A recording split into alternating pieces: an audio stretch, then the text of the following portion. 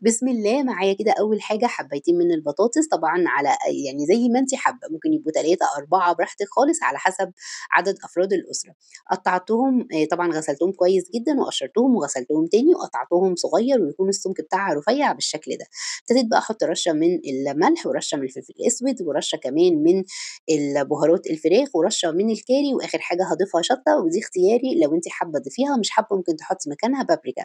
فص ثوم مفروم، وعايزة أقول لكم إن أنا باستخدم بهارات الصعيدي، هاسيب لكم اللينك بتاع الصفحة تحت في أول تعليق مثبت تمام، هاقلّبهم كويس جدًا مع بعض، وبعد كده هازوّد شوية من الزيت حوالي معلقتين 3 كده زيت، وهاقلّب تاني مع بعض واركنها على جنب. نيجي بقى في طاسة كده على النار تسخن كويس جدًا، هانزل بصدق قطعته بالشكل ده، طبعًا تنفع لحمة مفرومة، تنفع فراخ، وتنفع الوصفة دي من غير لحوم خالص. قلّبته واديته تشويحة كده، هو طبعًا بينزّل زيوت كتير، أنا ما حطيتش أي زيوت. بعد ما اتقلّب معايا واتحمّر بالشكل ده، ضِفت بصلة كده مقطّعاها رفيّع، وكمان ضِفت فلفل حامي ممكن تستغني عنه وتحطّي رومي براحتك خالص زي ما أنتِ حابة. بعد كده باضيف عليه شوية ملح وشوية فلفل أسود بس كده، مش باضيف أي بهارات لإن الصدوق طبعًا بيبقى متبهّر كفاية. تمام، خلاص معايا بالشكل ده، طفّيت عليه وحطّيت على جنب، وهابتدي أعمل بشاميل يكون خفيف، معلقة كبيرة من الزبدة، عليها معلقة كبيرة من الدقيق، وأشوّح الدقيق بتاعي لحد ما أشم ريحته كده ويضبط معايا وياخد لون حلو، باروح نازلة عليه بكوبايتين من الحليب، لإن أنا عايزة البشاميل يكون خفيف عشان يسوي لي البطاطس بتاعتي.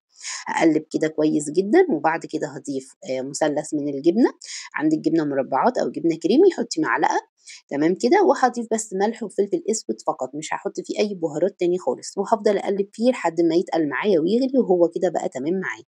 جِبت بقى الصدوق حطيته على البطاطس اللي قلّبناها بالشكل ده زي ما أنتم شايفين، وممكن طبعًا زي ما قُلت لكم تستغنوا عن الخطوة دي، وجِبت البشاميل الخفيف بتاعنا ونزلت بيه بالشكل ده على البطاطس، لإن هو ده اللي هيسوي لي البطاطس بتاعتي، وهيتقل طبعًا معاها لإن البطاطس بيبقى فيها نشا، فهيتقل الصوص وهيبقى تقيل. ضِفت شوية جبنة موتزاريلا كده من فوق الوش، ممكن برضه تستغني عنها براحتك خالص، وهاغطّيها كده بورقة زبدة وورقة فويل، وهادخّلها الفرن على درجة حرارة 200 في الرف كده الوسطاني، الأول هاحطها تحت كده 10 دقايق، وبعد كده هاطلّعها في الرف الوسطاني تقعد حوالي برضه 10 دقايق كمان، وباكشف من عليها الغطا عشان تاخد لون. بُصّوا طلعت تحفة خطيرة يا جماعة، وريحتها بجد في حتة تانية خالص. عملت جنبها شوية رز أبيض بقى طلع برضه خطير كده ويجنن. بُصّوا شايفين شكل الطبق؟